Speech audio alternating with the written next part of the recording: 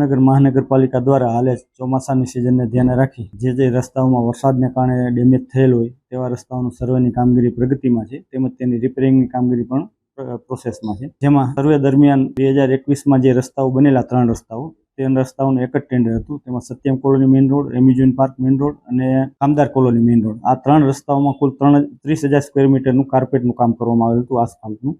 તેમાં અંદાજે 1500 ચોરસ મીટર જેટલું નુકસાન થયેલ છે સંપૂર્ણપણે, જે કોન્ટ્રાક્ટરના ખર્ચે અને જોખમે કરવાનો નિર્ણય લેવામાં આવેલ છે અને જેના માટે આગામી વીકમાં બીજા કોન્ટ્રાક્ટર પાસે આ કામ કરાવી તેની ડિપોઝિટની જે રકમ જમા છે તેમાંથી વસૂલ લેવામાં આવશે। 3 એજન્સીનું કામ એક જ કોન્ટ્રાક્ટર વિરાજ કન્સ્ટ્રક્શન આપવામાં આવ્યું હતું। 3 એજન્સીનો એક જ કામનો વર્ક ઓર્ડર હતો, એટલે એક જ એજન્સીને 3 કામની નોટિસ માટે એક જ એજન્સીને નોટિસ આપવામાં આવેલ છે 3 કામ માટે।